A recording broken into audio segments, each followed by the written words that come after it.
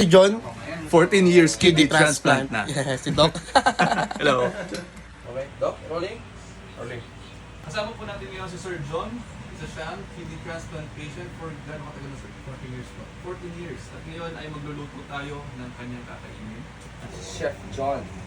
Habang tulog pa si Lia, bumangon na ako ng kama. Tapos si Pio nasa school kasama si Mami Monica. Ito nga pala yung mga lulutuin ko. Magigisa ako ng toge at magpiprito ng isda. At ito nga pala yung simpleng kusina natin. Diyan tayo magluluto. Nabigyan kasi tayo ng pagkakataon para maibahagi natin kung ano ba yung kinakain ko bilang kidney transplant. Bago nga pala sila dumating, syempre naligo muna ako. Nag-ayos ng konti at naglinis ng bahay. Dumating na pala yung mga taong hinihintay ko. Sila po pala yung bahagi ng 1PH. At syempre, sino bang hindi makakilala sa doktor na to? Finally, nakita ko na at nakausap ko na ang nag-iisang doktor next door. Walang iba kundi si Dr. Dex Makalintal. Sasabihin ko na pala yung sikreto ko sa inyo. Isa po siya nutritionist at dietitian doctor. Siya po ang palagi kong pinapanood. Bilang kidney transplant, kailangan kong alagaan yung sarili ko. Lalo na yung mga pagkain na kinakain ko. Dahil sa mga tips na ina-upload niya, marami akong natututunan. At yun naman ang binabahagi ko sa inyo. Anyway, naghahanda na pala sila dito. At syempre, bilang first time, kinakabahan din ako. Hindi ko alam kung ano sasabihin ko. Pero sabi naman nila, mag-relax lang ako. Tapos sila na raw bahala. Habang sinushoot to, ang gagaling nila. Hindi ako nakaramdam ng kaba. Tapos pinapatawa pa nila ako. Rolling.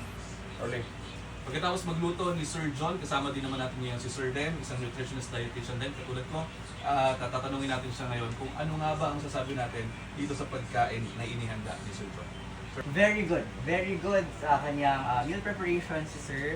Pasok yung mga ano natin, yung mga kailangang criteria natin. Number, lastly, low sodium kanina. Sa meal prep ni Sir, sobrang onting salt, if any, halos walang ginamit.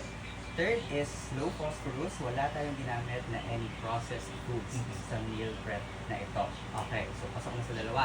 Third, low potassium. Kasama rin pala natin si Dr. Rem. Isa rin po siya nutritionist dietitian katulad ni Dr. Dex. Sila na po nagsabi na okay yung niluto ko. For sure, maniniwala na kayo na mga healthy pagkain na sinishare ko sa mga videong ina-upload ko. Sa una pa lang, lahat na ng videong ina-upload ko para sa atin naman lahat. Na alam ko makakatulong sa atin. Anyway, i-share ko pala sa inyo, ganito pala yung feeling kapag ini-interview ng live. Kahit saglit lang, masaya na ako. Dahil alam ko lahat ng ginagawa ko may napupuntahan din pala. Pero hindi mangyayari to kundi dahil sa mga tulong nyo. Sa tulad nyo na sumusuporta ng mga videong ina-upload ko. Kaya maraming salamat sa lahat ng suporta nyo. Yung simpleng tagumpay ko tagumpay nating lahat. Sana sa mga susunod na panahon, marami pang makakita sa atin para maibahagi natin yung ganitong mga istorya. Natapos na rin pala yung interview. Kinukuha na lang yung mga niluto ko. Sayang, hindi ko nakuha yung video, yung mga niluto ko. Pero sabi nila mukha namang masarap. Tapos, konting kwentuhan sa mga doktor. Aba, syempre, nasa harapan ko na yung dalawang doktor ng nutritionist dietitian. Kaya naman, hindi ko sinayang yung pagkakataon. Nanghingi pa ako ng mga tips at advice kung ano pa ang mga diet na kailangan kong gawin para mas lalo maging healthy ang kidney ko. O diba, nakalibre tayo ng check-up. Pauwi na rin pala sila at sobrang saya ko yung mga pagkakataon na yan. Basta magandang experience to para sa akin. Lalo na nakita ko yung doktor na hinahangaan ko, si Dr. Dex. Madami ako natututunan sa kanya. Lahat ng mga advice niya ginagawa ko. Kaya sobrang saya ko. Salamat din pala sa 1PH. Salamat sa magandang karanasan. Yung mga ganitong pagkakataon hindi ko makakalimutan. At pagpapatuloy ko pa yung mga nasimulan ko. At lahat ng mga natutunan ko ibabahagi ko sa inyo. Dahil lahat ng to para sa atin naman. Pagkaalis nila, bumalik na ako sa kusina. Pinagpatuloy ko na yung kinakain ko. Syempre, titikma ko na yung niluto ko. Ito nga palang niluto ko stir fry bean sprout with tofu. Legit, sobrang sarap. Wala akong nilagay na asin. Ginutom ako sa interview at sa pagluluto. Kaya pinagpatuloy ko na yung pagkain ko. Ako nga pala si John.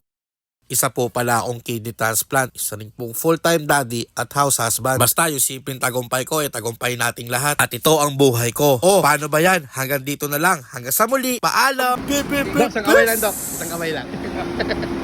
Thank you po.